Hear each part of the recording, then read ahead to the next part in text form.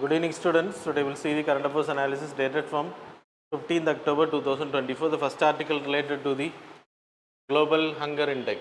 So, இதோட data வந்து release பண்ணிருக்காங்க. Every year இந்த data வரும். Global Hunger Index 2024க்கானது release பண்ணிருக்காங்க.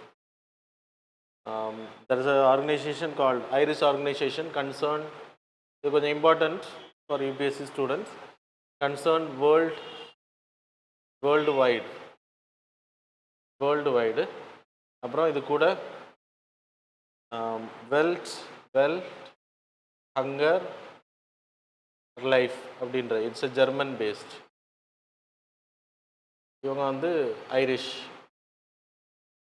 இவங்க ரெண்டு பேரும் சேர்ந்தா எவ்ரி இயர் அவங்க இந்த டேட்டாவை ரிலீஸ் பண்ணுறாங்க. டேட்டா அதன் அடிப்படையில் எடுக்கப்படுது அப்படின்னா under nourishment, child under nourishment, ஊட்டச்சத்து குறைபாடுகள் உள்ள குழந்தைங்க, அண்டர் நரிஷ்ட் சைல்டு 1/3 கேட்டகரி, இதுக்கு ரேங்கிங். அப்புறம் சைல்டு ஸ்டண்டிங் 1/6. அப்புறம் சைல்டு வேஸ்டிங் 1/6. அப்புறம் child mortality under 5 mortality rate 1/3.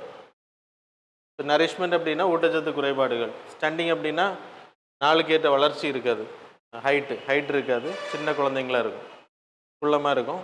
Wasting அப்படின்னா ஏஜுக்கு இல்லைன்னா வளர்ச்சி லைக் நாள் அதிகமாக, இப்போ எக்ஸாம்பிள் 5 years ஆச்சு அப்படின்னா ரொம்ப எலும்பும் தோலுமாக இருக்கும், ரொம்ப கம்மியான வெயிட்டு, சரியா? Because of nutrient deficiency. மொர்டாலிட்டின்னா 5 வயசுக்குள்ளாடி இறக்கக்கூடியது.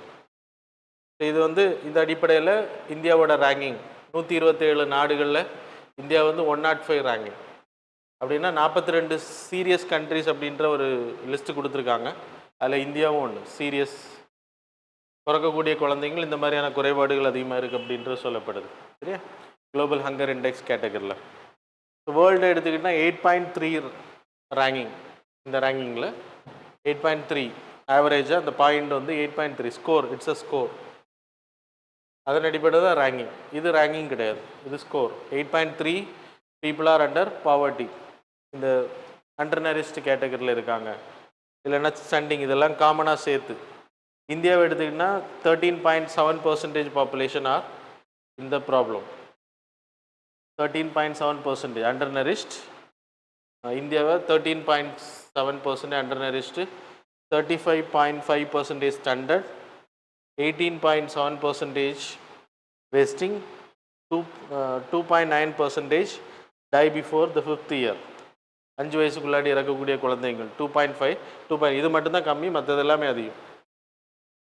ஊட்டச்சத்து குறைபாடுகள், வேஸ்டிங், அப்புறம் ஸ்டண்டிங், ஹைட் இல்லாமல் இருக்கிறது, இதெல்லாமே இந்தியாவோட கன்சர்னாக சொல்லப்படுது. சவுத் ஏஷியன் கண்ட்ரீஸில் பாகிஸ்தான், அப்புறம் ஆப்கானிஸ்தான், அது கூட இந்தியாவும், இந்த 3 கண்ட்ரியை தவிர மற்ற கண்ட்ரிஸ் எல்லாம் நல்லா இருக்குன்றாங்க. பங்களாதேஷ்,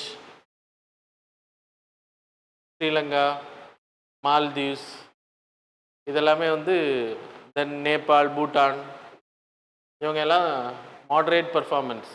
அப்படின்னா இந்தியாவோட சூப்பராக இருக்காங்க அப்படின்னு சொல்லப்படுது இந்த கேட்டகரியில்.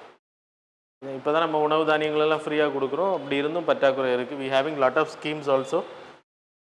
இதுதான் ரிப்போர்ட், சரியா? இது கவர்மெண்ட் என்ன சொல்ல போகிறாங்க அப்படின்னு தெரில. இது ரொம்ப இம்பார்ட்டன்ட் ரிப்போர்ட், படிச்சுக்கோங்க. சோஷியல் இஷ்யூஸ் கேட்டகரியில் பாப்புலேஷன், சைல்டு மொர்டாலிட்டி, இதெல்லாம் இம்பார்ட்டன்ஸ். த நெக்ஸ்ட் நாசாவோட யூரோப்பா கிளிப்பர், யூரோப்பா ஜூபிட்டரோட 3க்கு வந்து ஷோ த இமேஜ். நம்ம வந்து நம்மள நாசா வந்து அனுப்புகிறாங்க. 2030 போய் சேரும். அது இந்த 3 ஆராய்ச்சி பண்ணுறதுக்கான ஹியூமன் வாழ்கிறதுக்கான வாய்ப்புகள், சாத்தியக்கூறு, சஸ்டெயினிட்டி ஆஃப் லைஃப், ஓஷன் இருந்ததுக்கான அடையாளங்கள் இருக்குது. அதனால் அதை ஆராய்ச்சி பண்ணலாம் அப்படின்னு சொல்லி அனுப்புகிறாங்க. 2030 அங்கே போய் சேரும். 5.5 இயர்ஸ் அதோட பயண காலம். ஃபால்கன் ஸ்பேஸ் எக்ஸ் தான் அதை லான்ச் பண்ணியிருக்கு.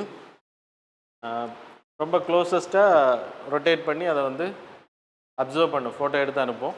அது மூலமாக ஐடென்டிஃபை பண்ணலாம். முதல்ல பூமியில் இருக்க பிரச்சனைகளெல்லாம் முடிச்சுட்டு அங்கே போனால் நல்லது. Okay, we having lot of wars. South Korea issue இருக்கு, North Korea issue, Taiwan China encircle பண்ணிருக்காங்க, Israel Hezbollah problem, Ukraine Russia issues. இதெல்லாம் விட்டுட்டு நம்ம அங்கே கான்சன்ட்ரேட் பண்ணுறோம். Okay, anyway, research is also important, right? Okay. Then சாம்சங்கோட union issue, இது நம்ம டோன்ட் பொலிட்டிக்கல் ஆங்கிளில் பார்க்க வேணாம். சாம்சங்கோட ஊழியர்கள் யூனியன் கிரியேட் பண்ணுறது அந்த கம்பெனி வந்து விரும்பலை, அதனால் அவங்க எதிர்க்கிறாங்க. யூனியன் எந்த ஆர்டிக்கிளில் வரும் நமக்கு? 19 class 1 subclass C. Okay, so right to freedom of speech and expression la third, that is every citizen of India has the right to form trade associations, trade unions, associations and cooperatives. இது எப்போ add பண்ணாங்க?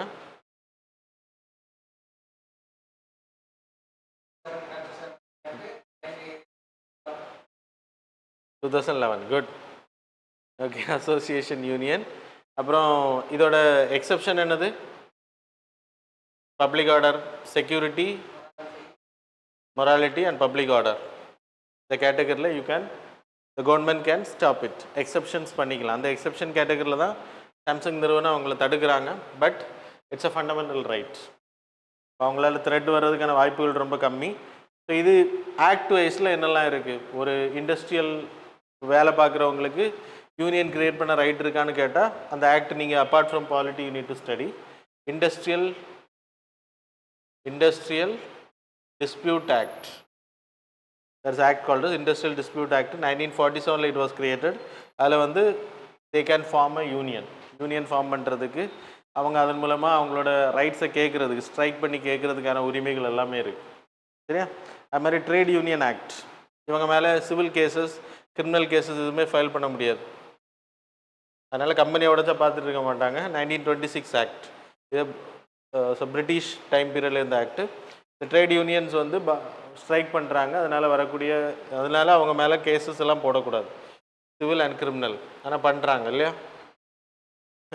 Label, அவங்களுக்கு immunity இருக்குது இல்லை, unions இருந்துச்சுன்னா. அவங்களுக்கு union கிடையாது இல்லை, அதான் இஷ்யூஸ். அப்புறம் ரைட் டு பொலிட்டிக்கல் எக்ஸ்பிரஷன், இதே ஆக்டில் தான் பொலிட்டிக்கல். நீங்கள் ஆட்டோ டிஎம்கே சங்கம், பஸ் தொழிலாளர்கள் எல்லாம் டிஎம்கே ஏடிஎம்கே பொலிட்டிக்கல் யூனியன்ஸ் வந்து கிரியேட் பண்ணலாம். அதான் பெரிய பிரச்சனையே. ஆனால் ரைட்ஸ் கொடுத்துருக்காங்க 1926. அவங்க வந்து பொலிட்டிக்கல் அசோசியேஷன் பண்ணிக்கலாம் அவங்களுக்குள்ளாடியே. அவங்க வந்து ஒரு ஃபண்டு கிரியேட் பண்ணலாம், அதை வந்து அவங்களோட கண்டஸ்டன்ஸுக்கு வந்து செலவு பண்ணலாம். லைக் எலெக்ஷன்ஸில் நிற்கிறாங்க எம்எல்ஏஸ், எம்பிஸ், யார் ஓட்டு போடணும் அப்படின்றது they can decide, they have the right. Political expression இருக்குது. இதில் நீங்கள் தெரிஞ்சுக்க வேண்டிய ஆர்டிகல் 19 class 1 subclass C தெரிஞ்சுக்கோங்க. It's a fundamental right. அப்புறம் இண்டஸ்ட்ரியல் டிஸ்பியூட் ஆக்டில் they have the right to form association. Fundamental rights apart from ஆக்டில் லீகலைஸ் பண்ணியிருக்கோம். 1926 ஆக்டில் they have the right, civil and criminal கேசஸ்லேருந்து அவங்களுக்கு இம்யூனிட்டி இருக்குது. அப்புறம் பொலிட்டிக்கல் எக்ஸ்பிரஷன், இது இவ்வளோ நம்ம கிளாஸஸில் வராது, அதனால் நோட் பண்ணிக்கோங்க. முடிஞ்சால் அவங்களோட பாலிட்டி நோட்ஸ்லேயே அப்டேட் பண்ணிக்கோங்க. No issues, it's very important thing, நீங்கள் படிக்க வேண்டிய விஷயம். தென் இந்தியாவோட ரினியூவபிள் எனர்ஜி நம்ம 500 GW டார்கெட் வச்சுருக்கோம். எப்போன்னா 2030. நம்ம 200 GW அடைஞ்சிட்டோம். அதனால் அது ஆர்டிக்கிள் போட்டிருக்காங்க. So you can display the PDF. அச்சா, ஓகே. நான் அடுத்த ஆர்டிக்கிளை காமிச்சிரு. அடுத்த ஆர்டிக்கிள் எக்கனாமிக்ஸ் நான் வரேன். So trade unions, 200 GW solar, that is renewable energy வந்து நம்ம கிரியேட் பண்ணியிருக்கோம். இந்தியாவோட கெப்பாசிட்டி அதில் நம்ம இப்போ கிரியேட் பண்ணியிருக்கக்கூடியது 200 GW. டோட்டல் எலக்ட்ரிசிட்டி எடுத்துக்கிட்டிங்கன்னா நம்ம ப்ரொடியூஸ் பண்ணக்கூடியது 452.69. நம்ம இந்தியா இன்றைக்கி உற்பத்தி பண்ணக்கூடிய ஜிகாவாட்டு. அதில் 500 GW 2030 தான், இப்போ டார்கெட் கிடையாது. அப்போ மோஸ்ட்லி 90% பக்கத்தில் நம்ம எல்லாமே வந்து ரினியூவபிள் எனர்ஜியில் வரும். இப்போ நம்ம மொத்தமாக கிரியேட் பண்ணக்கூடியது 452 தான், 452.69 GW. அதில் ரினியூவபிள் எனர்ஜி எடுத்துக்கிட்டிங்கன்னா 46.3% ஜிகாவாட்டை கம்பேர் பண்ணும்போது இப்போ பாதிக்கு பக்கத்தில் வந்துட்டோம். இன்னும் 2030 போகும்போது we will cover 90%. அது 500 GW டார்கெட் வச்சுரும். ஏன்னா இது கிராஸ் பண்ணிடும், 500 GW மேலே போயிடும். ஓகே, சோலாரை எடுத்துக்கிட்டிங்கன்னா 90 நான் ரீட் பண்ணுறேன், இப்படி நீங்கள் எழுதிக்கணும். 90.76 GW சோலார் விண்டு எடுத்துக்கிட்டிங்கன்னா 47.36 ஜிகாவாட். அதே மாதிரி hydro electricity project 46.92 gigawatt. Bio power biomass மூலமாக தயாரிக்கிறது 11.32 ஜிகாவாட். ஸோ இந்த அளவுக்கு நம்ம எலக்ட்ரிசிட்டி வந்து ரினியூவபிள் எனர்ஜி சோர்ஸஸில் நம்ம ப்ரொடியூஸ் பண்ணிகிட்டு இருக்கோம் டோட்டலாக. அதில் டாப் ஸ்டேட்ஸ் வந்து ராஜஸ்தான் 29.98 ஜிகாவாட், குஜராத் இந்த 3 பிளேஸும் தெரிஞ்சுக்கோங்க. குஜராத் 29.52, தமிழ்நாடு வந்து 23.70. அதனால் கண்டிப்பாக இது இம்பார்ட்டன்ட். என்னென்ன ஸ்கீம்ஸ் லான்ச் பண்ணதுனால இது சக்ஸஸ் பண்ண முடிஞ்சு அப்படின்னா பிஎம் குஷும் ப்ராஜெக்ட்.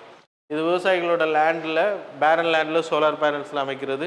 அது மாதிரி அவங்க மோட்டர் செட் வச்சுருப்பாங்க, அவங்களுக்கு எல்லாமே பேனல்ஸ் அமைச்சு அங்கேருந்து கரண்ட் கொடுக்குறது. சப்போஸ் அங்கே வைக்க முடியலைன்னா வேறு எங்கேயாவது உற்பத்தி பண்ணக்கூடியதை ஃபீடர் லைன்ஸ் மூலமாக கொண்டு வந்து அவங்களுக்கு கொடுக்குறது, இலவசமாக கொடுக்குறது. அப்புறம் பிஎம் சூரிய கர் பிஜ்லி யோஜனா, நம்ம வீடுகளுக்கு மேலே சோலார் ரூஃப் டாப் சோலார்ஸ். அப்புறம் பிஎல்ஐ ப்ரொடக்ஷன் லிங்க்டு இன்சென்டிவ்ஸ் எது கொடுத்தோம் அப்படின்னா சோலார் ஃபோட்டோவோல்டிக் செல்ஸை வந்து தயாரிக்கிறது கம்பெனிஸுக்கு கொடுத்துருக்கோம். ஸோ இதன் மூலமாக நம்ம வந்து அது மாதிரி green hydrogen mission is there. So இதெல்லாம் தான் இதுக்கெல்லாம் ரீசன் அப்படின்னு சொல்லப்படுது. So that's all. இதில் இம்பார்ட்டண்ட்டாக அந்த டேட்டாஸை தெரிஞ்சுக்கோங்க, இது மெயின்ஸுக்கெல்லாம் தேவைப்படும் உங்களுக்கு. Next article related to the எக்கனாமிக்ஸுக்கு வந்து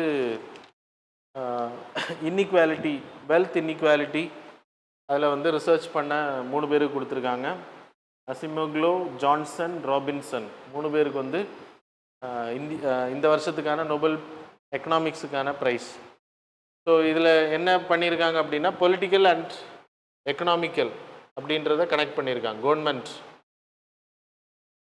இது ரெண்டுமே இருக்கணும் அப்படின்ற சொல்லப்படுது. வரும் இப்போ எக்ஸாம்பிள் ஒரு கண்ட்ரி எடுத்துக்கிட்டிங்கன்னா when there is a political and economical problem இருந்துச்சுன்னா ரிச்சர் நிறைய இருப்பாங்க, ரிச் கண்ட்ரியாக இருக்கும், பட் இன்கம் கேப் ரொம்ப இருக்கும் அப்படின்னு சொல்லப்படுது. Example in India income gap is very high. So 10% population கிட்ட 1% பாப்புலேஷன் கிட்ட கிட்டத்தட்ட 70% பக்கத்தில் 10% பாப்புலேஷன் ரிச்சர் பாப்புலேஷன், 1% பாப்புலேஷன் கிட்ட மோஸ்ட் ஆஃப் தி ரிசோர்ஸஸ் இருக்குது அப்படின்னு சொல்லப்படுது. Wealth of India Tata, Adani, Ambani இவங்க எல்லாம் சேர்க்கும்போது 1% பாப்புலேஷன் கிட்ட மோஸ்ட் ஆஃப் த ரிசோர்ஸ். அப்போ டிஸ்ட்ரிபியூட் பண்ணப்பட்டிருக்கான்னு கேட்டாச்சுன்னா இல்லை, அதான் அங்கே இஷ்யூஸ். ஸோ அதை தான் அவங்க சொல்கிறாங்க, அவங்க அதை ஃபைண்ட் அவுட் பண்ணுறாங்க. அதுக்கு main reason political and economical stability, the conditions of the country.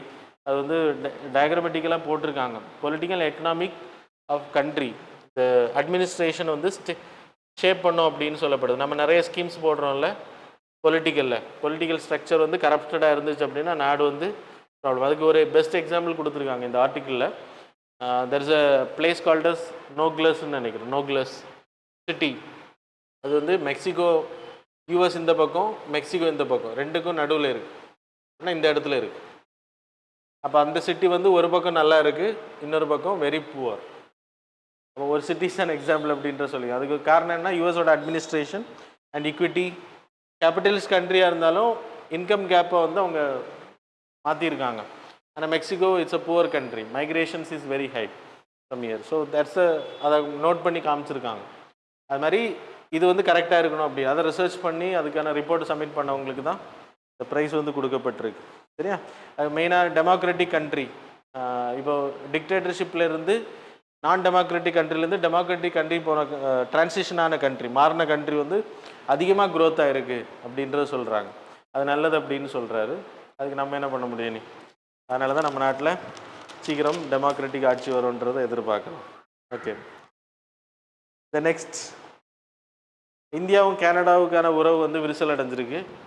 மெயினாக India Canada diplomatic row escalates. அதுக்கு ரீசன் என்ன அப்படின்னா இப்போ ரீசெண்டாக லாவோஸில் பிரைம் மினிஸ்டரும் ஜஸ்டின் ட்ரூடோவும் கனடாவோட பிரைம் மினிஸ்டர் மீட் பண்ணாங்க. மீட் பண்ணும்போது ரெண்டு தரப்பும் பேசியிருப்பாங்க. அதில் சில விஷயங்கள் அவர் வெளியில் வந்து சொன்னது வந்து இவங்க பேசாத விஷயங்களை வெளியில் சொல்லிட்டார் அப்படின்றது அப்படி இருக்காது. ஏதாச்சும் உங்கள் பேசுகளில் ஏதாச்சும் முரண்பாடுகள் ஏற்பட்டிருக்கலாம் அப்படின்னு தான் நினைக்கிறேன். இப்போ நம்ம டிப்ளமேட்ஸ் அங்கே இருக்காங்க இல்லையா, கனடாவில் இருக்கான், அவங்க மேலே நிஜார் அவரை கொன்னது அந்த காலிஸ்தான் மூமெண்ட்டில் முக்கியமான தலைவர். அதில் வந்து இந்தியன் டிப்ளமேட்ஸ் வந்து வேலை செஞ்சாங்க, அவங்கள விசாரணை கூப்பிட்ருக்காங்க. So Vienna diplomatic convention, Vienna convention for diplomats அப்படி ஒரு கன்வென்ஷன். Vienna convention for ozone depleting substances அது வேறு, இது Vienna convention for diplomats. Diplomatic. So அந்த கன்வென்ஷன் என்ன அப்படின்னா, ஒரு உளவு ஆஃபீஸ் இருக்குது, உளவு இல்லை சாரி, டிப்ளமேட்டிக் ஆஃபீஸ் வந்து வெளி தூதரகம் இருக்குது அப்படின்னா, அந்த தூதரகம் இஸ் கன்சிடர்ட் அஸ் இந்தியாவோட லேண்ட் இன் அமெரிக்கா, இந்தியாவோட லேண்ட் இன் கேனடா. அந்த அந்த கேம்பஸுக்குள்ளே போலீஸோ நமக்கு சிபிஐ ஆஃபீஸர்ஸோ இன்டெலிஜென்ஸ் யாருமே உள்ளே போக முடியாது without the permission from the government. Even அங்கே டிப்ளமேட்ஸ் தப்பு பண்ணால் நம்மக்கிட்ட பெர்மிஷன் வாங்கி தான் அவங்க மேலே ஆக்ஷன் எடுக்கணும். கிரிமினல் ஆக்ஷனாக இருந்தாலும் சரி, என்ன ஆக்ஷனாக இருந்தாலும் சரி. இப்போ நமக்கு வந்து அவங்க இருக்கக்கூடிய அந்த டிப்ளமேட்ஸ் வந்து இதில் ஈடுபட்டு அவங்கள விசாரணைக்கு அழைக்கணும், அதுக்காக கேட்டிருக்காங்க இந்தியா கிட்ட பெர்மிஷன். ஸோ இந்தியா என்ன பண்ணியிருக்கு அப்படின்னா, இங்கே இருக்க டிப்ளமேட்ஸ் எல்லாம் நீங்கள் வீட்டுக்கு போங்க, அங்கே இருக்கவங்க எல்லாம் திரும்பி வாங்க அப்படின்னு சொல்லி கேனடாவோட இந்தியன் ஏன்னா பயம்தான், வேறு ஒன்றும் இல்லை, நம்ம அவங்கள ரிட்டர்ன் பண்ணுறோம். இது நம்ம ஒரு விதத்தில் தக் பண்ண மாதிரி இருந்தாலுமே ப்ராப்ளம் இருக்குது, இல்லைன்னு கிடையாது, சரியா? வெளிப்படையாக நம்ம ஓகே. எனிவே அதில் இப்போ நம்ம கேனடாவுக்கு இந்தியாவுக்குமான ரிலேஷன்ஷிப் ரொம்ப நாளாகவே ஸ்ட்ரெயினில் இருக்குது, சரி? அது தெரியும் உங்களுக்கு. 1947 we started our diplomatic relation.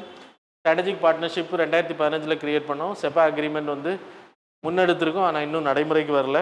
Export வந்து 4.10 பில்லியன் நம்ம கேனடாவுக்கு அனுப்புறது, அது மாதிரி அவங்க நமக்கு அனுப்புறது 4.05 பில்லியன். ஸோ கேப் பெரிய அளவு கிடையாது, சர்ப்ளஸும் இல்லை, டெஃபிசிட்டும் அந்த அளவு இல்லை.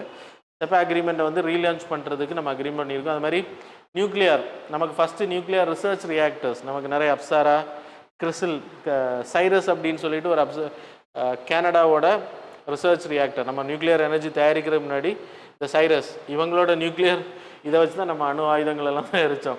அதெல்லாம் அந்த ரிசர்ச்சுக்கு மெயின் ஹெல்ப் பண்ணது இதுதான். ஸோ அதனால் அப்போ சாங்ஷன்ஸ் எல்லாம் நம்ம மேலே போட்டாங்க. இருந்தாலுமே இவங்க தான் ஃபஸ்ட்டு நமக்கு கொடுத்தது இந்த சைரஸ் ரியாக்டர், இன்றைக்கி இருக்குது. ஸோ ஃபஸ்ட்டு ரிசர்ச் ரியாக்டர் நம்ம கொடுத்தது. அதில் நியூக்ளியர் அக்ரிமெண்ட் சைன் பண்ணுறது வி ஆர் ட்ரைங். ஆனால் இனிமேல் ப்ராப்ளம் தான், இதெல்லாம் ஞாபகம் வச்சுக்கோங்க related to this. Then people to people contact, இந்தியாவோட பீப்புள் ஆஃப் இந்தியன் ஒரிஜின், அது மாதிரி என்ஆர்ஐ கேனடாவில் இருக்கிறவங்களும் 1.6 மில்லியன், ரொம்ப அதிகம். அது மாதிரி அவங்களோட house of common, that is like Lok Sabha, 22 members Indian origin people இருக்காங்க அவங்க நாட்டில் போயிட்டு. இந்தியன் ஒரிஜின்னா பிஐஓ கேட்டகரியில் இருக்கிறவங்க, நாட் என்ஆர்ஐ, புரியுதா? The next peace prize, Nobel peace prize கொடுத்துருக்காங்க, ஒரு நிறுவனத்துக்கு கொடுத்துருக்காங்க, ஆர்கனைசேஷன். ஹிரோஷிமா நாகசாகி எவ்வளோ வருஷம் கழிச்சு கொடுக்குறாங்கன்னு பாருங்கள். ஹிரோஷிமா நாகசாகியில் இந்த பாதிக்கப்பட்ட அணு ஆயுத தாக்குதலில் ரேடியேஷனில் பாதிக்கப்பட்டால் அவங்கள அதுலேருந்து வெளியில் கொண்டு வர்றதுக்கு அதுக்காக ஃபண்டிங் பண்ணி அதுக்காக உழைத்த ஒரு என்ஜிஓ, அதுக்கு பேர் நிஹான் ஹிண்டான்கியோ அப்படின்ற நிறுவனம். அவங்களுக்கு தான் இந்த அவார்டு வந்து கொடுக்கப்பட்டது, தனி மனிதருக்கு அல்ல. போன வாட்டி கொடுத்தது ஈரானில் human rights activist Narges Mohammadi, அவங்களுக்கு கொடுத்தாங்க. இந்த வாட்டி இவங்களுக்கு கொடுத்துருக்காங்க. So that's about the current affairs. Now we will move on to the MCQs. Question number 1. The Nobel Prize for Literature 2024 was awarded which of the following personalities? First one is John Foss, second one is Kazuo Ishiguro, third one is Hong Kong, fourth one is Annie Aronnax. Next, second. With reference to the proteins, consider the following statements. Statement number 1, they are large and complex molecules that play critical roles in the body. Statement number 2, they are made up of smaller units called amino acids which are linked together in a long chain, that is peptide chain. Statement number 3, there are 15 different types of amino acids and specific sequence in which they are arranged determines the protein structure and function.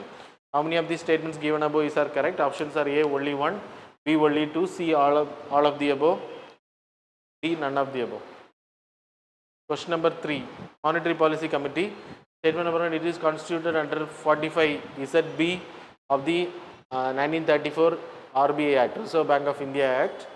Statement number 2, the first Monetary Policy Committee was constituted in the year 2016. Which of the statements given above are correct? Options are A, 1 only, B, 2 only, C, both, D, neither. Question number 4, with reference to the Cabinet Committee on Security. So consider the following statement with reference to the Living Planet report. Statement number 1, it is published annually by the International IUCN, International Union for Conservation of Nature. Statement number 2, according to a 2024 report, there has been 73% decline in the average size of monitored wildlife population from 1970 to 2020. Which of the statements given above are correct? Options are A, 1 only, B, 2 only, C, both, D, neither.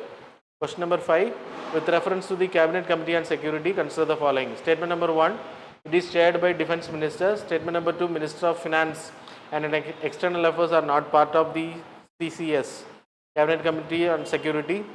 Statement number 3, it is responsible for debates, discussion and appointments of in the national security bodies. Which of the statements given above are not correct?